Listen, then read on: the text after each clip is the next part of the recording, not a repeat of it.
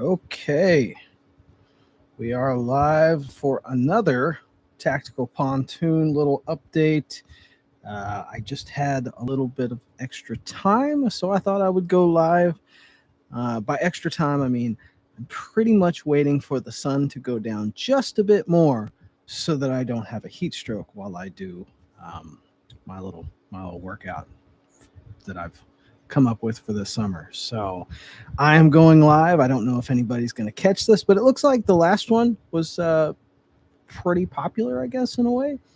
And again, I said I would be back to do another. So here I am. What am I going to talk about? Doesn't really matter. This is just something. Hey, Matt, awesome. Uh, the picture. Love the picture. You are definitely in the runnings. I will be finishing up looking at all of the different pictures and whatnot that were sent to me, and maybe number one. It's in the running. I can tell you that. So I'm going to be looking at those. The rest, kind of go through all of them tonight and tomorrow, and I will announce winners. But more, you're up there in the runnings. You're up there in the running. So definitely a great one. Right at the nick of time. So excellent there. So really, what do we got going on? There's a lot of stuff going on. Obviously, I don't know if you guys have seen, but the M18 or the P320 has been suspended currently or on hold by the Air Force. We've got another crazy uh, self, you know, shake awake, if you will, P320. Um, SIG actually put out a response or just a condolences, and they turned off any and all comments, which if you've been in any of SIG's social media lately, the comment section is golden. I'm always there for the comments. They have turned the comments off. My thoughts on the SIG. Um, I I initially did some work on the 320s. I was kind of the first one I held in my hand. The 320 feels okay, but I never could quite get over the very uncertain feeling trigger. Um, we play, I played with one. I have one in the shop. I have a prototype trigger shoe that I developed, but really after the real second wave of shake awake, if you will, I just lost any and all confidence in the 320. So there were a couple different things I saw. The way SIG had come up from both the Swiss and the German origins to basically becoming a this different conglomerate here in the US, SIG USA, totally different company than what we traditionally know of as SIG. Um, I like SIG ammo. Actually, one of my favorite carry ammos is SIG V Crown. But I looked how they won the competition by undercutting in price. All of the different rifles that they've come out with, the army, and the optics that they have, both the quality, well, both the decent ones and the really cheap ones that they have. I see a company that is, they push forward a lot of different designs, but a lot of them are very low quality. So it's just, for me, I set aside the SIG 320 and even the 365. The 365, they had their initial issues with the striker drag and that sort of thing. Did a spring kit for them. Again, the same idea was I just never felt like the 365 was a gun that I liked and a platform that I really wanted to get into. So even though I've been asked multiple times to do something for the 365 again, it's just the love wasn't there. The love wasn't there. So for me, not only the 320, I follow the 320 with all the stuff that's going on with it. And then the 365, it just never felt right for me. So it's not a company that I really have any confidence in, and it's not a platform that I'm interested in, aside from following the mess that the 320 is for police departments, the Army, the armed forces, now the Air Force. So SIG not wanting to take responsibility for anything. I wouldn't buy one for the simple fact that I don't trust it. Same. I have not bought any. I have one SIG that started 320. The 365 has gone quite a while ago. The 320 I hold on to because there was some custom work done to it, and really just kind of I read some of the things that, like the FBI file and that sort of thing, and I try to take a look and see where they're coming from. So that's the reason why I keep that 320. But me and SIG, just it's not a brand that I'm extremely excited about. When you look at some of the older, like a P226, which was built under a different and designed under a different regime than what is current, that's a good gun. You can trust a 226. Excellent gun. There's a reason why a 226 and why even original SIG has such a legendary reputation that unfortunately has fallen by the wayside. It's one thing that kind of scares me about H&K doing what they have with H&K America.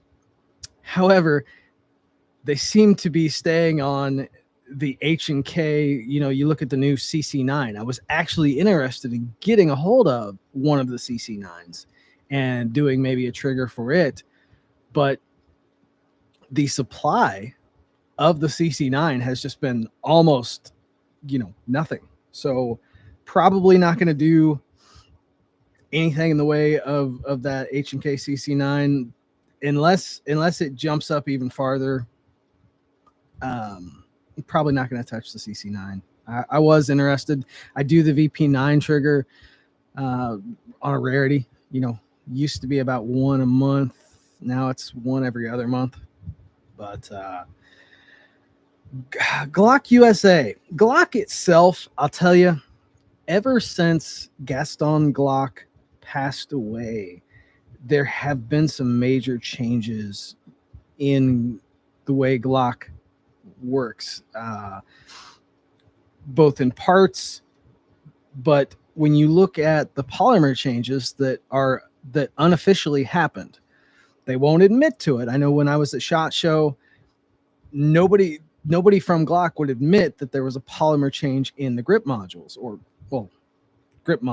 the frames, something that came about from guys that do laser stippling on those. They started noticing that they couldn't get the good patterns and the good melting that Glock polymer is known for.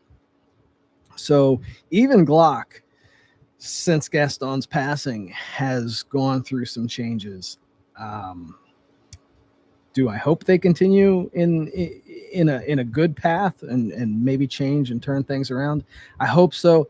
The thing about Glock at this point is kind of like the AR-15.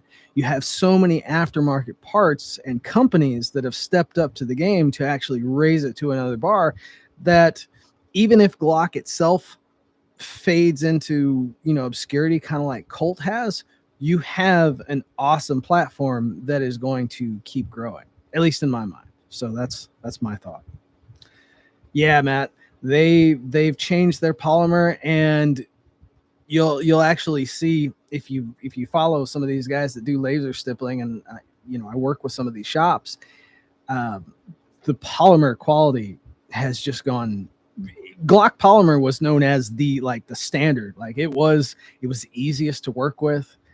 You could get really, really nice results. And now, whereas guys that were actually being able to do SIG polymer, which was one of the worst, are having trouble with the Glock stuff. There are a couple guys that have finally unlocked and found some keys to getting it to work, but it's not near as nice as the old stuff by far. So that's the unfortunate part about some of these companies. They either it's the old from Batman Dark Knight, where you live long enough to man, I've been too long since I've seen it. Basically, go from hero to the bad guy if you've been around long enough. So hopefully I don't last that long. I would prefer to stay some sort of hero, but then again, at least a Glock trigger hero, and maybe a few others. Again, I do have on the table a trigger for the Echelon. We're working on it. So, working on the Echelon, that's probably the next platform that I'm going to play with. I don't just jump into platforms and throw basic parts at it or that sort of thing. It's got to be something that I enjoy. And so far the Echelon is something that I've kind of gained a liking for. I've never been a big Springfield fan. The XDMs in their grip zone and just the real pain in the butt to disassemble and even get parts for those was really pushed me away from the XDM series. There was the Hellcat series, which has a little bit of a following. I get asked about doing triggers for those from time to time, but not a whole bunch. To now the Echelon. I like the Echelon's design. I really do. I have been asked about, I get asked every once in a while. The one that throws me off is FNs. There's very few of them out there, but occasionally people ask me about FNs. And again, FN platform is just kind of, there's just not enough of them. So, hey, Stuart, what's up? Obviously, I'm on stream wearing one of your shirts that you did for me. Pretty much all I wear now are shirts that Nordic Nevadan has done for me. So it's kind of a given. Most of the time, if I'm out and about or anywhere, I'm wearing one of the Tactical Pontoon shirts or one of Nordic Nevadan shirts. He handles all of the shirts for Tactical Pontoon. We need to come up with some new designs here before long. I have some ideas. I actually kind of coming up with like an insiders type deal or group or something.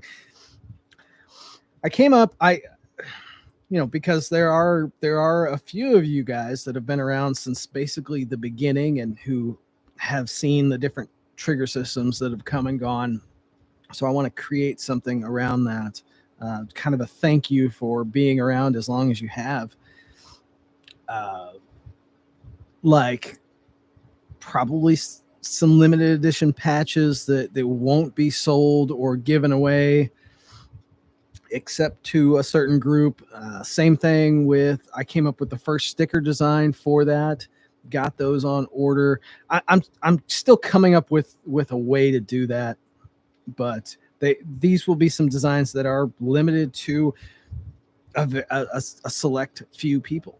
So it is happening, and of course there will always be the different Tactical Pontoon sticker designs that I'm known for that go out free with each order, as well as the ones that are available to buy on the website. So playing with a couple different things.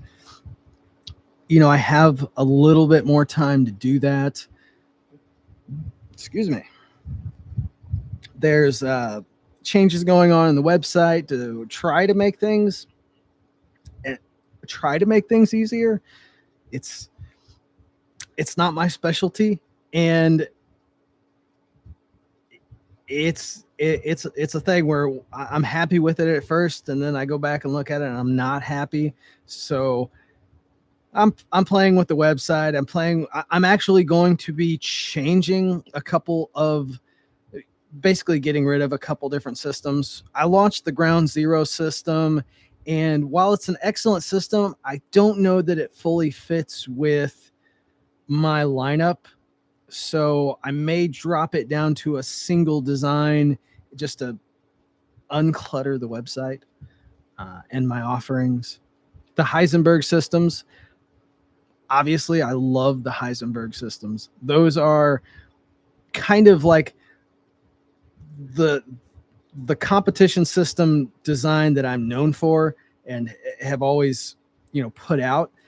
And while they're now the middle of the line system, I don't think they get as much love as they deserve, because they are like the bread and butter design, or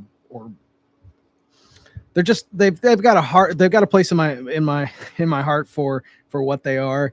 And so I want to definitely give the Heisenbergs a little bit more highlight and a little bit more room, and I think they get pulled away from that by the Ground Zero systems. Then of course you got the Viper competition series, which took the place of the Leonidas system, and I love the Viper system is awesome. I love the Viper system compared to even the Leonidas, and the Leonidas was amazing. I feel the Viper takes it up another level. I am, however, because there were a lot of people that were very upset when the Leonidas left, I'm going to be doing them in even more limited runs in a very, very limited capacity. And when I mean limited capacity, these would be very special models. They will be extremely, there'll be another level to even what the Leonidas was. And these won't be just available to anybody. You will literally have to fill out a request to get access to these guys. And they'll be done in like 5 or 10, like maybe like once a quarter or something like that. So it's going to be a very limited thing with the Leonidas when I get a chance to bring it back out. And we're talking limited trigger shoe colors. There will be a special case that it comes with. Also treatments to the components. There'll be limited, there'll be some special treatments that I do to the components. It will be an experience aside from just the trigger itself. And when I say experience, it's not going to be some special box that like cardboard box that I sent out, have printed, that you're just going to throw away or maybe put it on the wall. It'll be something special, something worthy, because it's a thing with my packaging. Like I don't go out and buy special cardboard boxes and stuff that really you're just going to throw away. You get a new phone, it comes in a neat box, it looks really good. Not so much anymore these days, but it used to be. It was an experience, but at the end of the day, you still threw it away. I'm not big on that. It's not even about creating garbage, if you will. It's just make it an experience that stays around. So that's me. Yeah, the Leonidas trigger is awesome. Stuart, I'm gonna have to hook you up with a Viper here soon. Get you one built for a build, and that way you can experience the Viper system, because it has big shoes to fill with the Leonidas, because the Leonidas is epic. It is legendary. It earned the name Leonidas, no doubt about it. But the Viper has places to it has to earn its place. But knowing what I know, it will. And the Viper will be just as legendary as Leonidas. Leonidas was just available for 5 or 6 years.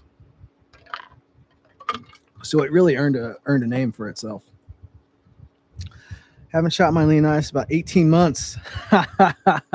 Hey, it can be easy to get so busy with everything that you don't get a chance to get out some of your favorite builds. And I completely understand.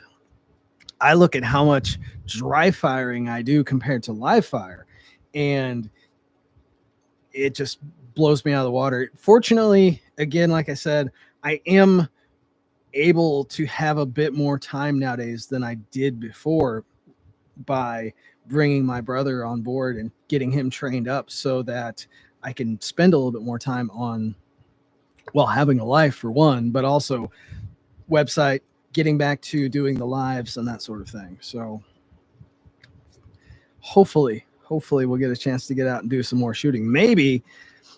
And it's funny because that's actually how I got into all of this, was YouTube included, was to kind of do videos with shooting and that sort of thing. Not that you want to see me shooting, because I'm really not that good of a shot.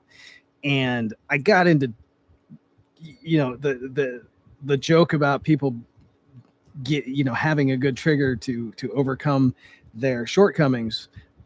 Well, that's me. And that's kind of how I got into this, fell down that rabbit hole of doing triggers. Was I'm not a great shot. And yeah, I wanted to get better, and sometimes a little bit better equipment helps that out. So that's part of how I got into all of this, was doing videos and trying to I guess maybe entertain people, or just have a record of what I do. So maybe we'll get the camera out of the studio and studio. It's the workshop back here. Literally, like right back here, that light that you see is my little mini mill for milling like trigger block housings and stuff. This is the work zone. This is absolutely the work zone where things happen. There's not a massive factory.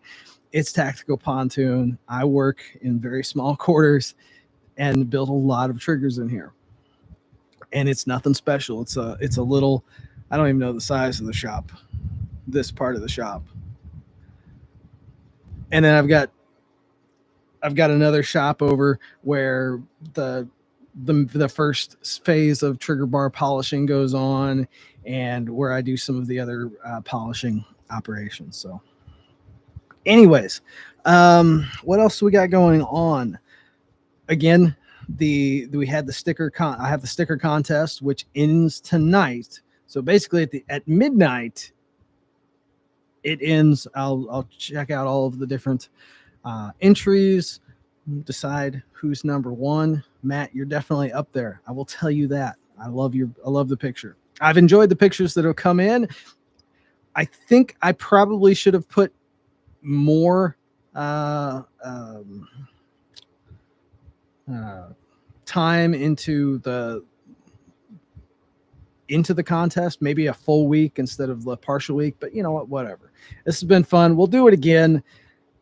I look forward to doing more contests and some giveaways and stuff. Not too much. I'm not going to give everything away, because if I give everything away, then I don't have anything to sell, and I can't buy more parts to build more systems. Definitely here for a business. So what aircraft is that, by the way? I am curious. I come from an aviation background, military aviation. Not I wasn't military, but I worked on military aircraft. So I know the less people know, the better chance of winning. I completely understand that. I'm with you guys on that. So but what aircraft is that? I am curious. I did. Okay, shoot me a message. Let me know. I am curious what aircraft it is. Again, my aviation background was did maintenance, repair, and modifications on Blackhawks for Sikorsky down in Texas, and then I moved from Sikorsky to Northrop Grumman and did maintenance, modifications, and checks and stuff on the E-8C Joint Stars, which has sadly been retired a little bit early, which is why I'm doing triggers full time. So aviation is a little bit in my background. I still love it. This weekend, I had a chance to see the Blue Angels doing a training flight when I was down in Florida on the Gulf of America. So got a chance to see the Blue Angels. It's been a while since I've seen the Blue Angels. The last time I saw the Blue Angels was 2011, also down in Pensacola. And that's their hometown. So yeah, love aviation. That's, like I said, that's my background, and it kind of is one of the, with aviation, it's something where, unlike normal mechanics, if you will, if something goes wrong, you can't just pull it over to the side of the road. there's normally something really bad that happens, and so you have to work at a little bit higher level. And so I feel like I bring that to my trigger builds, because these are serious, especially EDC. Like, it's something that is very serious. So you don't want things to go wrong when you need it most. Same thing goes with aviation, and I believe I bring that to Glock triggers. So that's the thing. The Thunderbirds, man, I haven't seen the Thunderbirds in years.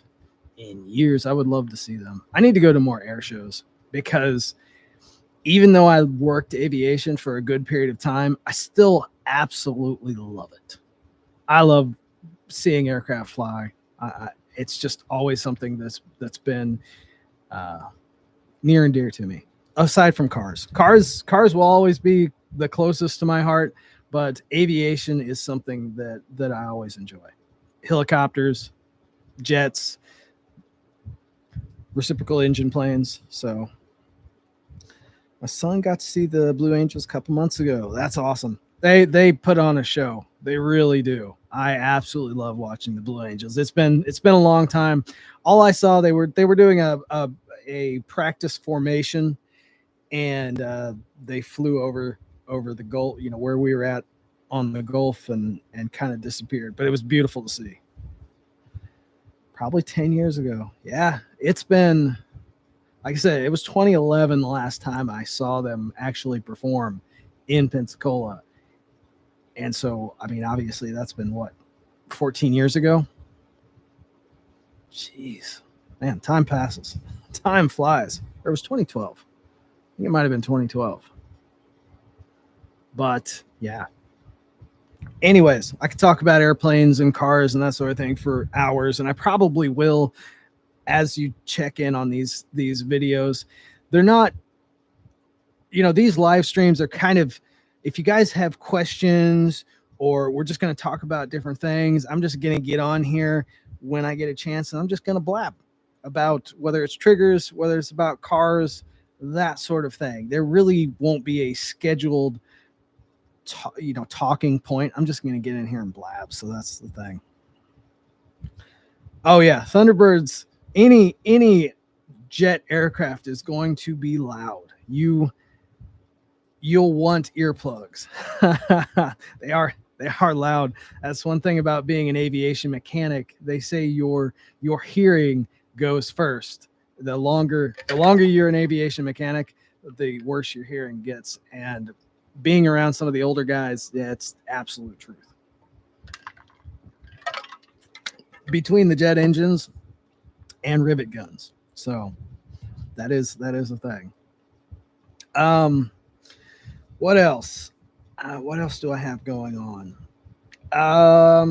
Not a whole bunch aside from just building triggers and that sort of thing. Like I said, I'm going to be working on the website to try to, pare down some of the offerings. So look at the ground zero systems to kind of shrink down into maybe one or two options. I also think that with the Atom trigger shoes, I have basically parity of systems with the Atom trigger shoe that also have the Peacemaker shoe. I'm probably going to drop that down to maybe one or two options, and then the Atom shoe by itself. Because when it comes to trigger systems, I actually get more response with the Peacemaker trigger shoes versus the Atom trigger shoes. And then I will leave the Atom shoes as an option to buy by themselves, and then we can supplement them if a person wants an Atom on something that I don't have directly offered as an Atom. Really just to declutter the website some. Still love the Atom trigger shoe. I'm glad we were able to, add that to the lineup full time. But in order to just streamline things, it probably will drop off on some systems. So that's kind of the plan there.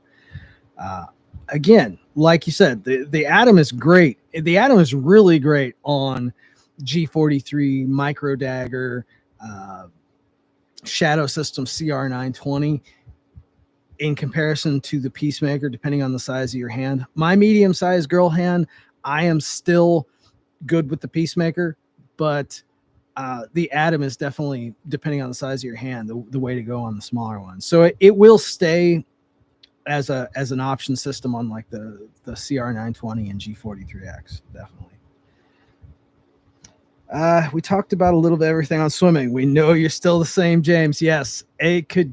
These conversations can go anywhere and everywhere, especially if I don't have somebody else here to kind of talk, to kind of keep me on subject. But Brandon and I, we went everywhere.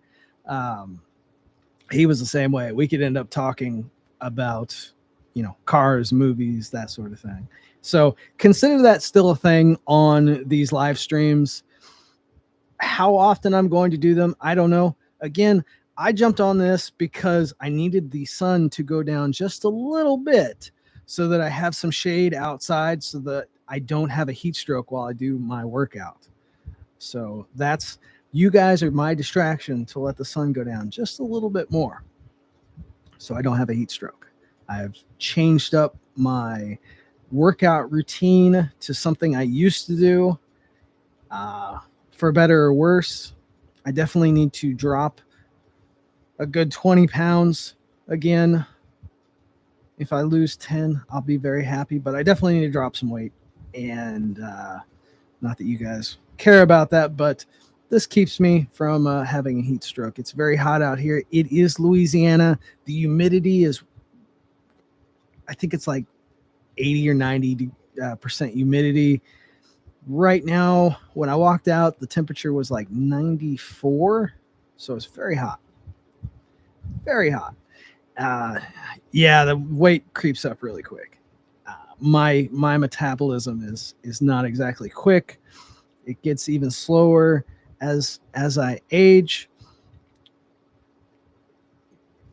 And it's creeping up a little bit farther than I'd like. So yeah, the humidity. Yeah, I know, Stuart. The humidity, trust me.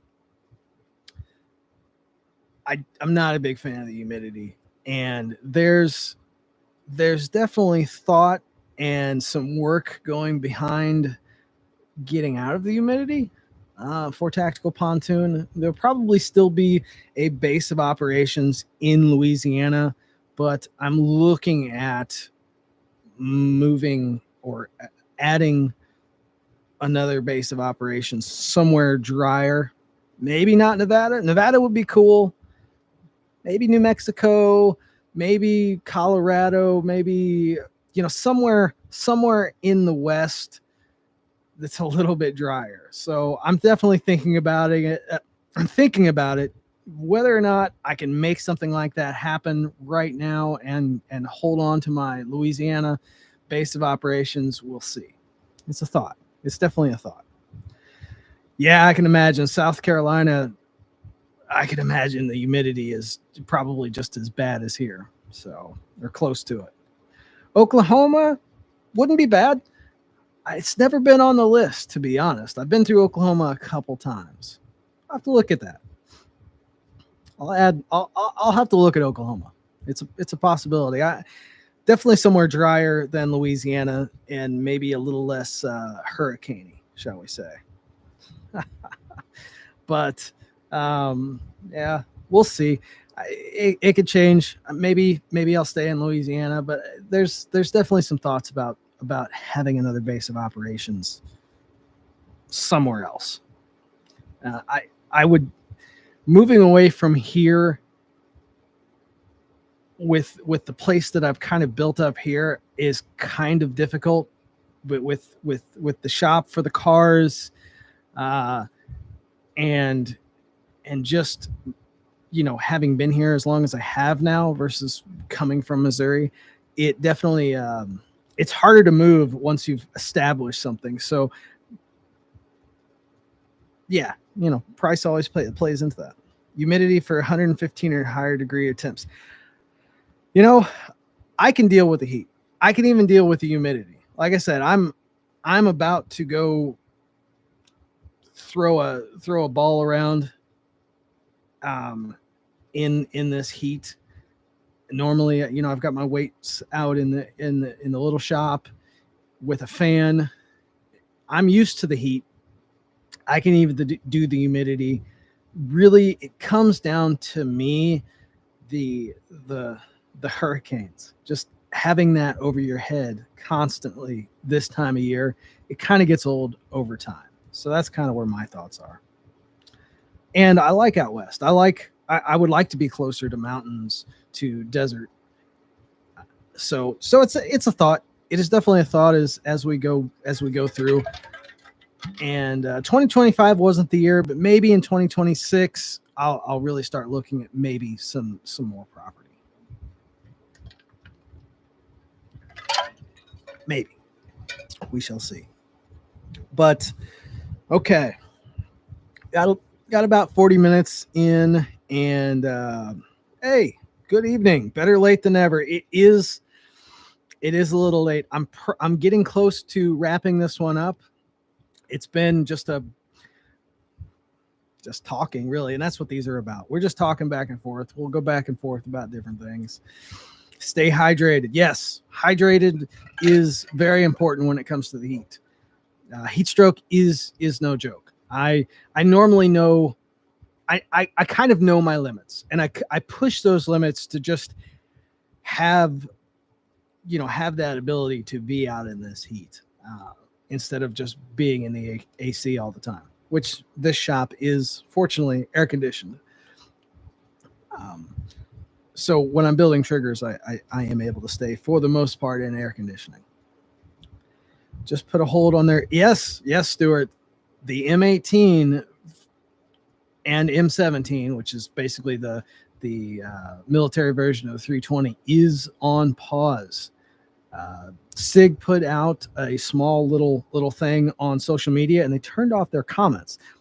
The SIG social media pages have been great for comments, but they did turn this one off. So at least they did that in a way. I mean,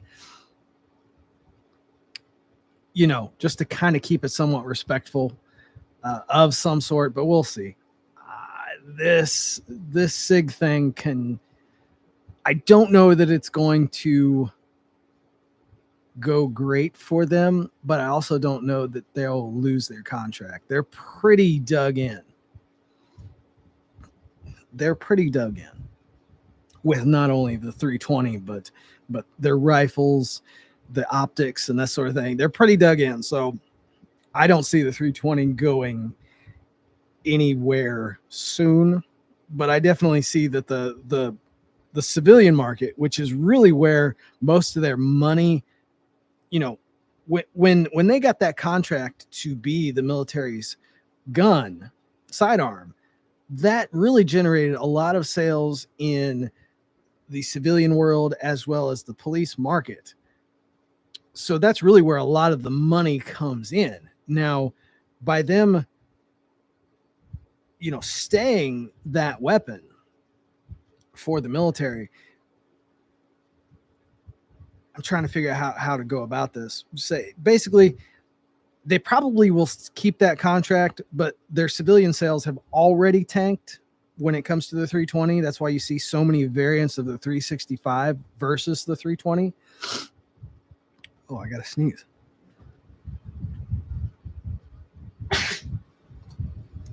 I know I could probably hit the mute button, but I'm not fancy enough for that. This ends today. Yeah. Anyways, I don't see them losing the contract. Maybe they'll come out with another variant, but I think it's just going to be another status quo. But all of us out here, we don't have to buy a 320. We can warn people about them, and it is what it is. At least that's the way I see it. We'll see how things play out. But when it comes to it, I'm just going to keep building Glock triggers. An echelon trigger is in the works. But yeah. Anyways, guys, I am going to stop yakking or yapping for now. I will catch you guys on the next one. I would like to do this once a week or more often. We will see. I do need to get back into doing videos, some tutorials, if you will, some deep dives into some parts. It's coming. It is coming. The channel is not dead. Obviously, Tactical Pontoon is not dead. We've got a lot going on. So I will hit you guys up soon. And if you guys need anything, you always know you can either message me. Sometimes, depending on the messenger, Facebook or Instagram, they're kind of iffy some days. You can always hit me up on an email, tacticalpontoon@gmail.com. But yeah, I'll catch you guys on the next one. And I'm going to go do my workout and not get a heat stroke. That's the plan anyways. And lose some weight. All right, guys, I'll catch you on the next one. Later.